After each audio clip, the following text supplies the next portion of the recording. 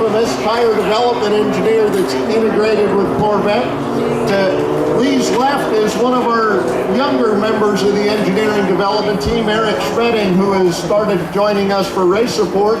And he also works in the same development team as Lee on the ultra high performance tires coming out of our little skunk works in Greenville that makes those fantastic donuts on the C7 Corvettes.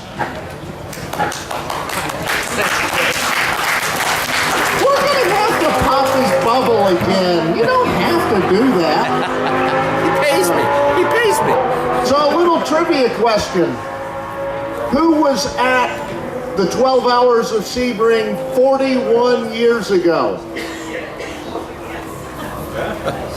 Oh, so were you one of those crazy spectators that came even though they didn't run the race in 41 years ago? No race that year because of the oil embargo. 40 years ago, though, I was here watching some pesky little BMW run at the front of the field. It wasn't a great race weekend for Corvette that year. I think the top finishing Corvette was something like 20th overall. We're going to have a much better result today, right? Absolutely. Why does Michelin participate in this series? It's to learn. It's to make the products better so we can have the incredible total performance that you have on the C7 Corvette today in terms of tires that provide astounding grip, remarkable fuel economy, remarkable wear, excellent wet traction, all the characteristics that everybody needs in the street. The tools that Lee has used to develop those tires came out of racing. The modeling and simulation tools to figure out where to put those grooves in the tread pattern, what the shape of the carcass could be so you get the right contact pad shape when you're pounding it around a corner. Those all came out of motorsports. The tread rubbers that are formulated in that tire, they are derivatives of our motorsports activities. What we like about endurance racing is that it demands all those same things in total performance that are required for the street world. We've got to have a tire that's durable. Sebring is a wonderful track for us tire nerds, especially in an endurance setting. It's so bumpy, it's got a mix of pavement types. More energy is put into the tires and suspension at this track in 12 hours than in the entire 24 hours of Le Mans. Think about that. That's why Audi, even though they don't race here anymore, they still test here every year in preparation for Le Mans. There is no better durability test track in the world than this 12 Hours of Sebring. It really taxes the carcass. You've got to have a tire that can grip on multiple surfaces. This weekend it's going to be hot. It's much hotter than it was when our teams were testing here a few weeks ago. That's a challenge for us. You're used to hearing the classic soft, medium, hard logo or lingo for tires. We like to think in working ranges of temperature. So we have a medium temperature tire, a medium cool temperature tire. We like to think in the range that the tire works best temperature-wise. That will be a key role for Lee and Eric when they're working in the pits this weekend, is with the teams deciding when's the point that I make that change from that medium tire to that medium cool, for instance, as the sun goes down tonight and the temperatures drop. That's why we have engineers embedded with each of the teams at this event and throughout the season. They're our eyes and ears to learn how the tires are performing with the competitors, but they're also there to help guide the team in the proper use and care and feeding of the tires. What's the right pressure to use? What are the ideal camber settings or toe settings? When do you switch between the different compounds available? Can we double stint? Sadly, under the current rules, double stinting isn't as much of an advantage as it used to be because you can change tires and fuel at the same time, unlike years past where you had to do one then the other. In European endurance racing still today, they have to do them separately, and you'll see teams double, triple, quadruple stinting, sometimes even 5 stints on the Michelin products. It's that kind of total performance on the track that lets us develop the technologies to give the total performance on the street. So it's a wonderful event. The Corvettes did a great job in qualifying. GTLM is absolutely the most competitive class out there. It's fantastic to watch. 7 or 8 tenths of a last lap of qualifying. You can't ask for better racing than that. It's going to come down to who makes the fewest mistakes in the race, has the best strategy, minimizes the time in the pits, and unlike years past where the margin of victory in these races was multiple laps, it's likely to be a dogfight to the last lap because the cars are so reliable, the drivers are so good, the crews and the teams and the engineers supporting them do a magnificent job. So we're looking forward to a terrific competition here, and hopefully we'll have a result similar to the way they kicked off the season with the bow tie brigade. Yes. So with that, I'm going to hand the mic to Lee, and he can chat a little. Oh, he's got one, and then we'll open the floor for some questions. I was promoted this time. Sebring, I got a promotion. I got my own mic.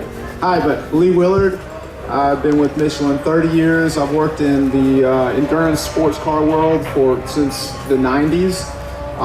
And I was just looking back and what we've done here at Sebring, and my first time at Sebring was about 10 years ago, but I've been with Corvette racing for 7 years. And I came in right towards the end of the GT1 period. Remember when they used to have GT1, which was really high performance, more aerodynamics, lighter weight, more power, more sophisticated, not so close to the street cars. And then they moved in 2009, or it was 2010 to GT. And one of the really interesting facts that just thinking back about this time was the qualifying times.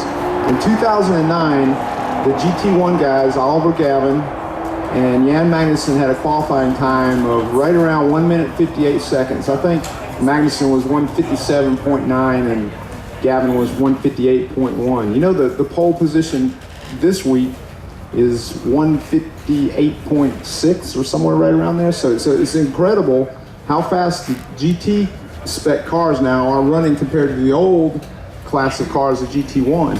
GT spec cars today are very close to the cars that are in the parking lot here, the new C7s, the C7s, the 06s, like right over here. They're very close. And that, to echo what Ken was saying, that's really important to help us understand how tires are used here, get more stints out of them, develop more grip. So there's a huge amount of technology transfer that we get here working at the track. So to kind of put that in context, our first year at GT, our qualifying times were 2 minutes, 1.5 seconds. So we've already, in just a handful of years, we've made about a 2.5 second improvement in the vehicle. Lots of credit to General Motors and to Corvette Racing with Pratt & Miller, but also the tires. The tires have evolved from the original GT tires back in 2010 to what we have now, 2015. As Ken said, my main job here is, I really have two jobs at the racetrack, and I have another job with Eric back in the office with not as exciting environment, but the two main jobs here are to be a manager of tires. We're allowed to have 22 sets of tires from IMSA, and we usually bring soft, medium, hard, but at this race, given the conditions, based on testing earlier with the team, we're running a medium soft, a medium, and a medium hard.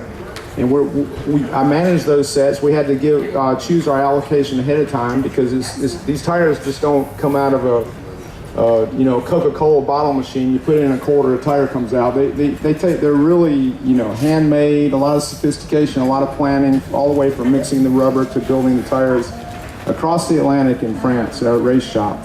So I manage inventory, but I'm also the guy that works with the team and the drivers to figure out where the operating window is. At this time, this condition, this driver, this track temperature, this type of aero setup on the car, what is the best tire to choose? What strategy? We won't be double stinting at this race, but some races we do double stint. Also, to reflect again on what Ken said is, I've worked at Le Mans since 2000, and I did some GT cars. I've also worked with the Audis, the LMP cars, but it's amazing to see a car drive 5 stints of tires. It's amazing to see. And back in 2000, the LMPs would do 2 or 3 stints. Now they're up 5 or more stints. The GT cars at Le Mans would do 1, maybe 2. People talked about doing 2 stints 15 years ago, but now we can. Every year we're able to do 3 stints at Le Mans. So again, it shows progress in the tire development. Some of the things that we really looked for in the racetrack for choosing the right tire for the operating window, or of course aerodynamics, the chassis setup, and they every time we come into the pit, they're changing springs, they're changing dampers, they do a lot of sophisticated stuff. But this same type of information is important for the street tires as well. But you can think of an operating window for your street car, your street Corvette. Are you going to use the car as a cruiser? Are you going to use it at driver training events, or are you going to go really specifically to some pretty high-level competitive autocross type events? So they, you choose a certain tire for that. We have all-season tires for a good deal of the Corvette models now, C6. And we're working on C7. We have non-run flat versions now, and that's what we brought Eric for, because Eric and I sit in cubicles right next to each other, and Eric's going to be the guy with a lot of experience from doing the factory-tuned summer tires. Eric's going to put those into Pilot Sport All Season 3 Plus here in about another year. So you choose your tires. Then there's also the Pilot Sport Cup 2, which is a very serious tire. You can look at the tread patterns over there. It's not made to drive in the rain. It's made to be on the track. It's just barely street legal. So it's made to pull 1.2 G's lateral acceleration. It's made to set records at the Nürburgring. That's what that tire is for, and it's also available to you all if you want to take it to a track and really feel what it feels like to drive like these guys out here. Then we have the Pilot Super Sport, which is a little bit more everyday tire. It also has very high handling capabilities, but it's tuned to give you it gives you a good deal of hydroplaning resistance. It's got a good tread wear life. In our test prove out with General Motors, we were able to get about 30,000 miles wear with those tires, which is a great improvement over the Pilot Sport 2, which was on the ZR1 and some of the other cars. Eric has some tire cuts here, and what I'd like to do is just, again, echo the point that we're here to work on total performance and to learn, and we bring the same thing back to your street tires in that manner, so that you can drive them to the grocery store, go to the school play, but also go to the track and really get a bang out of being able to drive at levels that were never reached before on normal street cars. With that, is there any questions? Anybody got any? Yes, sir. Is there anything in development for the C6, C06, Grand Sport, all season? All season tire. Yes. Eric's got that.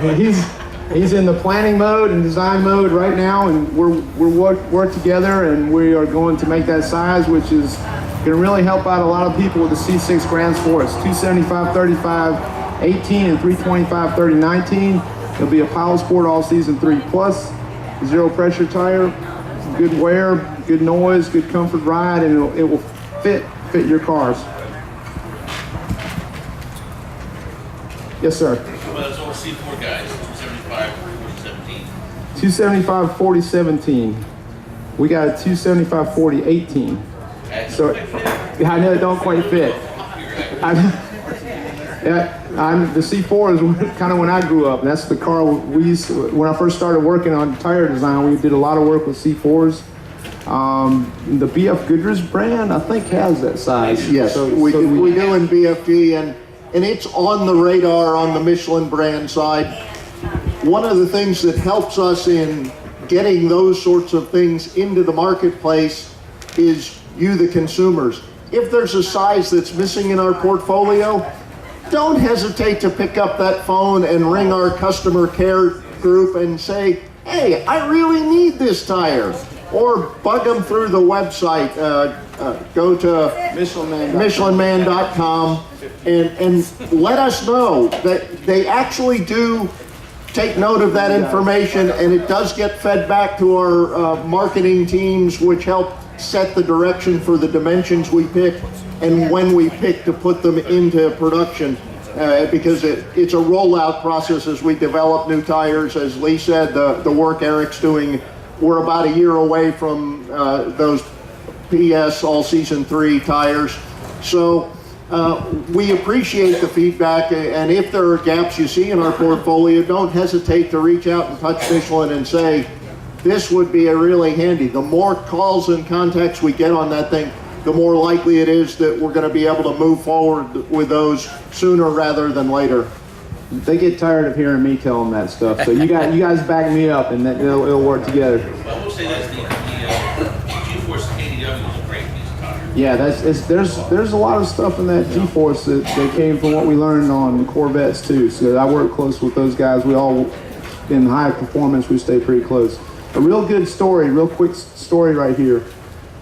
We did an autocross at South Carolina at our test track. We have an autocross with SCCA, and one of our test drivers, who's actually out here working, he's working with Ferrari, unfortunately, but that's his team. But he also he does the General Motors development with me and Eric and the guys back in Greenville. He drives Cadillacs and Corvettes, and we have a C7 Z51. He won the SCCA Pro Class with everything was stock. So he has Z51, the stock tires, and he was racing against a lot of other guys in the Pro Class that were highly modified. They were things like Nissan 350Zs and highly modified cars, coilover shocks, lowered, enhanced horsepower, lots of engine polishing going on there. So, you know, really high horsepower, about the same level as the Z51. And he won that race, the SCCA race. He was handicapped, so he got a little bit of credit because he drove a strictly stock car. But do you know what the top 3 other competitors had for tires? Any guesses? No. Who's your A6s? Which is a slick. So try to drive that every day. Who's your A6 on your Z51? Yeah, we're on a gravel road. So that's just another to encompass this whole spirit of total performance. You know, again, he's young. He's a great driver. I've raced against him in go-karts. He makes me look like I'm sitting still, and he knows the track. But you know, he went out there on a stock Z51 and beat a lot of highly modified cars with Hoosier A6s. Yes, sir. It appears on the Pilot Sport Cup 2, okay, that the tread is what, 3:30 seconds, 5:30 seconds? 5:30 seconds, 5.5, 30 seconds. But your other Sport Cup 2s for other sizes are like 7:30 seconds. 7, 8, 30 seconds. Yes, sir. Is there a reason why we can't get a 7 or 8:30 seconds in the Sport Cup 2? Well, the sport again is, you know, the operating window, the target, the objective of the Sport Cup 2 is to be really close to a slick tire. If we raise the tread depth, you get a lot more movement, a lot more flexibility in the tread, and you won't be able to generate as much cornering force. It's amazing what a 0.5 millimeter in tread depth will do. I've come across it many times in tire design. 0.5 millimeter, 0.3 millimeter, even 1/4 millimeter will make a big difference in handling feel and wear life. As we raise the tread depth, you scrub off the rubber faster. So usually... You won't be able to get this size with equal tread. No, but I will tell you another little fact. The Pilot Super Sport that's on this 2015 Z06, that, when we put that on our cars and we drive the track, that's as fast as the old Pilot Sport Cup 1. Wow. With a lot more tread depth. Yes, sir. With the Pilot Sport Cup and even the Super Sport, is the tire designed to be run on vehicles that run negative camber like Corvettes do? You know, like I know some tires aren't. Some tires they modify the inner carcass of it to take the load. You know, Yes. Are yours designed like that? Yes, they are. Are those contact patches, cuts going around? Hey, how about holding the cups up in the air? Just take that, sir, with the hold that up in the air and squeeze the 2 sidewalls and tell me if you can tell the difference. You feel any difference? Shake your head. Yeah, you can. There's the tires have asymmetric sidewalls that really enhances and works well with negative camber. Actually makes it actually has more negative camber without actually putting it in the suspension. And doesn't that inherently prolong the tire's life on your? Yeah, especially on the track, it helps out a lot for you know, generating torque and cornering force, but also prolonging the life.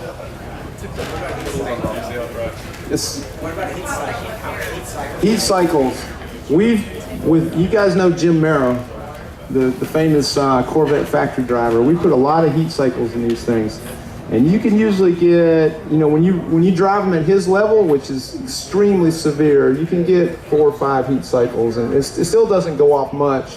And again, that's another thing that we learned at the track, because at the track you go through caution periods and then green again, caution periods. So being that a lot of the rubber that is in the 2015 PS Cup 2s comes from the same shop that mixes our race rubber, it's very good for heat cycling.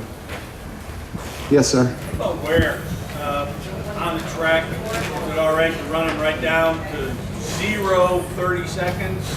Yeah, you can, on the track, when you start to wear the tire a lot, what happens is that when you get down below the wear bars, and actually in the Pilot Sport Cup 2, there's something called a wear indicator on the outside shoulder, which is actually a depression in the tire, just like on our race tires. If you get up close to some race tires today, check out, you'll see 3 little holes across the tires.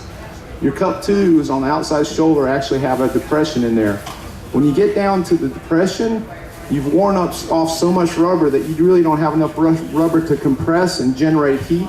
And it's really important for grip that there's a heat there, because that generates the adhesion on the racetrack. So if you go down below the wear indicators, you're going to run out of grip. Where's that depression? Where is that on the outside? Is it always in the same place? It's there's a little feature that looks like a lightning bolt, and if you look in there, it's in the bottom of there. I think there might be one in one of these cuts that's going around the room here. One of these. Come grab me and I'll show you one. Just before we wrap up, and Lee will hang around and Eric will hang around for some questions, I've got to scoot to another talk. There will be a drawing at the mid-race update later this evening. There will be a set of tires given away, or a certificate for some tires. You must be present to win. Yes. So make sure you're here for the mid-race update. I don't remember what exact time it is, but it's 6 or 7, there you go.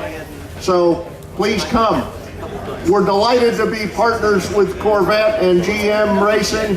It's been an amazingly successful endeavor with us, and it's all because of racing that we're where we are today with the C7 Corvette and the fantastic, well-balanced tires that Lee and the crew in Greenville have developed and produced for those cars.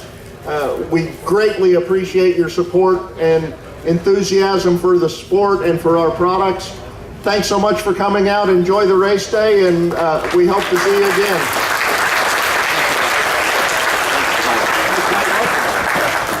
You heard from the best of the best. And I'm going to tell you this story here because I was at Daytona. I don't know if this guy ever sleeps. You know, the team rushes out, change the tires, put fuel in it, and then they go back and take a nap. You notice how they work, right? You know, they're on for about 78 seconds, and then they take a nap for 55 minutes. This guy, he doesn't stop. Tires come off, he loves on them, he carries them around with him, he takes them back to his little tiny trailer, he brings new ones out. I've never seen it like it. Lee, thank you very much for what you do for Corvette, buddy.